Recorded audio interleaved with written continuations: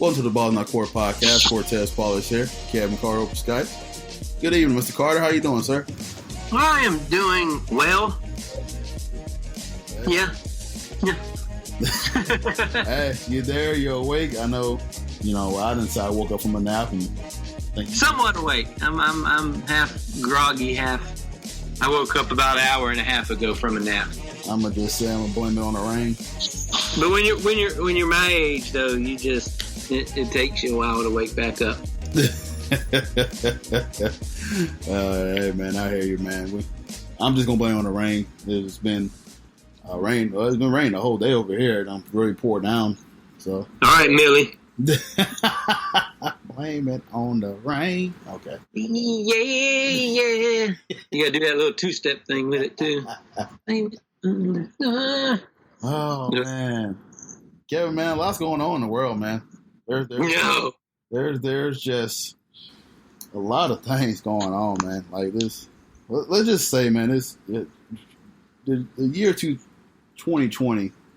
It's going to be one for the record books, man. It's going to be one for the history books. This is going to be a year that, people later on down and centuries later are going to be reading up on this. And there's just a lot of stuff going on, man. And it's like every time you turn, you get hit with like something new, right? It's like virus, bugs, and then this happened. And now they were like, the bugs aren't working. So something else has to pop up, and then this popped up, and then it's been crazy. It has been. This is one of the lunar years that I've had on the planet we call Earth. Yeah, man. It's been as Kevin stated, loony, and we're halfway through the year. Not even yet. I mean, well, now we are because it's June. But man, it's dang. You got to think, for 3 months we were basically shut down, and I've never known a time where we were shut down for any period of time, and dang, it's been crazy. Right. It's taking its toll on a lot of people, financially, mentally, physically, emotionally, every way that ends in Lee. It is taking a toll on people. Gotcha. Well, me and Kevin say this so we can transition to the current events that's going on today. I'm sure everybody know about George Floyd, African American male that was in Minnesota, went to go buy something in the store. I can't remember exactly what, but apparently he had a counterfeit bill. And the Minnesota law is the way that it states is that if you have a counterfeit bill, you got to call the authorities to handle the case or whatnot and come out there. That's just one of their laws, that you have a counterfeit bill, the authorities must be alerted. Anyways, as you saw the video, there was Derek Chauvin, Minnesota police officer, had his knee to this gentleman's neck for about 8 minutes and 46 seconds. And he's screaming, trying to breathe for his life, screaming, "I can't breathe. I can't. Please help me." It was one point in the video or what people heard that he was calling out to his deceased mother, to the point where, things is that bad and your life is that grim. It's on that much of a flat line that you're calling out for your mother. So here we are again, hit with, another case of police brutality. This is the stuff that's being recorded that we see. I mean, me and Kevin and everybody else is aware that, there's a lot going on with a lot of police brutality. And, this is the stuff that we're seeing. And people are up in arms, including me as a African-American male. So I'm sure Kevin, he's just going to listen, give me a soapbox for now. And Kevin's going to chime in like we did for the Ahmaud Arbery case and stuff like that. And I appreciate him, letting me talk about this. So, but he wanted to talk about it more so than me, so he wanted to do the podcast, and and this is what we're going to speak about. So here we are again, where I know that the Arbery case was not cut and dry. There was a little bit of details that need to be filled in with that. This is recorded on camera where eventually this guy was in a cop car, detained, and then somehow moved back out the car. I can get to the point where I see if this guy was squirming or, resisting arrest, but there was two other officers that was on top of him on his back and legs, and he was detained. So what gets me is that why are we resorting to this where this guy is already detained, put him in the handcuffs, write the report, discuss anything they need to discuss, determine that the bill is a counterfeit bill, let this man go about his life. Just another injustice that, little things that you see that, African Americans of descent is, the things that they're getting cited for, or cited for and then killed for and brutalized for. It's just mind-boggling. And me as a African male man, this stuff is it's tiring to see. Very exhausting.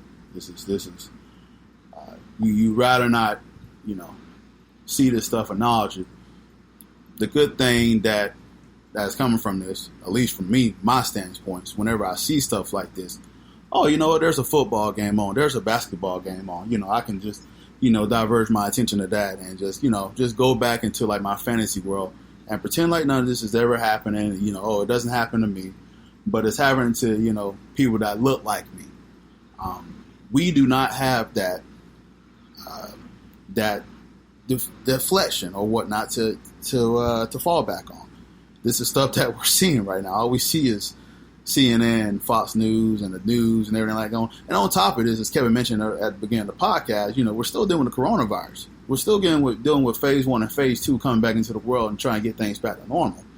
And cases are still spiking up and down, so this is still going on. And while this is going on, people are protesting. They're upset. I've been going back and forth with friends on social media, and I'm usually not vocal on Facebook for that certain reason because Facebook is a different world when it comes to discussing politics and stuff like that. It really is. And I know Kevin probably sees this like, man, Cortez is really more vocal than he needs to on Facebook. And I am. I'm fed up. I'm annoyed. I'm frustrated. And I'm going back and forth like, listen, I personally will not do any looting or any rioting. That's not how I roll. But do I get where these people are coming from? Absolutely. Absolutely, because you know why? It took 4 guys, it took 4 days until they made an arrest for this guy. And even when they arrested him, they put him in protective custody. He wasn't in jail. Then what happened is that 3 other guys are still out. They haven't been arrested. That's accessory to the murder. People are upset. People are mad. And on top of that, people are mad with the coronavirus. 2020 is not the year. It's just been going rough. And a lot of these people are unemployed. They're pissed off, to be quite frank, and they're upset. They're upset. And we're challenging our government to make a change. We're challenging them to, we are challenging them to see what's going on here.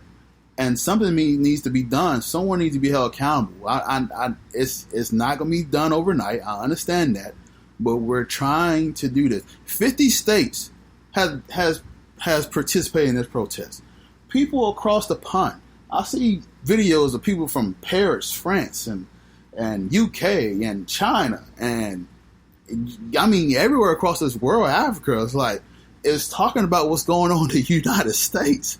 They're talking about this gentleman, George Floyd, in the United States, about the way that this guy was killed with a knee to his neck. This is not, as far as what other cops have said, this is not the training protocol for this.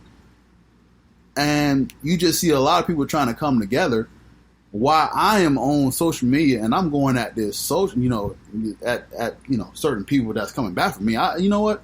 One of the guys deleted me off Facebook. It is what it is. It's my opinion, but I will always try to come at it respectfully. I would never yell at you or degrade you or cuss at you or do what I need to do to try to make my point. Because this is not how we're going to grow. We got to challenge our comfort zone and get out of that comfort zone and try to grow. It is uncomfortable to talk about this. I never want to talk about this. I never want to go on Facebook and talk about politics. It's not my thing. I can argue sports all day with Kevin. We can go back and forth and talk about sports. I don't want to talk about this. This is uncomfortable. This is definitely out of my comfort zone to even touch what's going on in the world. But it'd be shameless for me not to do it and talk about it and challenge my friends to, see what's going on here. I challenge Kevin to see what's going on here and have this discussion with, his family and friends and everybody else, and with me. There's some things that we always don't agree 100% on politically, but we discuss it out and try to see each other points. And me and Kevin do it in a respectful way. That's the whole point about this, is try to make sure we grow in this respectful way. I called out some of my friends being quiet. And I get some point is they don't know what to say. They don't want to step on any toes. Because it is an uncomfortable subject to talk about. But at some point, you need to have that discussion with your friends of color. And see and try to figure out what are they seeing, what is their interpretation of what's going on right now. Because right now it's a crazy world. It's not getting any better, and you just feel for people that is dealing with this. I feel for his family who lost him, his daughter. I'm proud to see Steven Jackson stepping up. I'm proud to see people stepping up. I heard there's been laws, been put in place. LA's done cut the funding from the police department and put $150 million into the black communities. There's been a law confirmed in Minnesota where, choking is now, as a cop tactic, is deemed a legal tactic or offense, or however you want to word it. So there's from these protesters. And I commend the people for doing them the right way. And people are trying to stop the other people that have their own agendas of trying to, loot and everything like that. But at some point, man, people are frustrated. They're upset. They're scared. And you're just trying to figure out what is the next step. What do we take to grow from here? This is a part where, sports, as Kevin said on this many times in this podcast, and myself, sports is that buffer. Sports is that thing that brings everybody together. It brings unity. We focus on that, but it's not that distraction there. We have nothing to distract on. We have no new entertainment. Movies have been as far as the movies that's been wanting to be recorded, the deals have been cut short. Yes, you get some new music here and there, but besides that, there's no new arts and entertainment to come out to kind of have this buffer to be like, oh, there's that distraction. No, this is what we see forefront. This is what we're seeing right in front of our eyes, being recorded. More of my friends told me, and I believe it, this stuff has been happening. We got technology now where it's being recorded. We just saw an old man get pushed down in Buffalo, trying to hand a cop his helmet. And the cop pushed this old man down. He's bleeding from the head. He's in critical condition right now. He was trying to hand you his helmet, man. And you pushed this man down. He was trying to look out for you, and you push him down. I don't know where we go from there. Humanity is so right. And I get it. Listen, all cops are not bad cops. They're not. But this fraternity has got to be broken down. If you see something, you got to call it out. Because this is just, going to be an ongoing cycle that we need to stop. And I'm hoping that this whole George Floyd incident is something that will move us forward. If not, we're doomed to repeat it. And as I put on my posts in Facebook, that the deodorant that we have in sports, it's just going to be a muggy and stanky feeling. And I'm going to let Kevin chime in. I ran long enough, and let him say his piece. Oh, no, man. You didn't run long enough. You ran short. This is something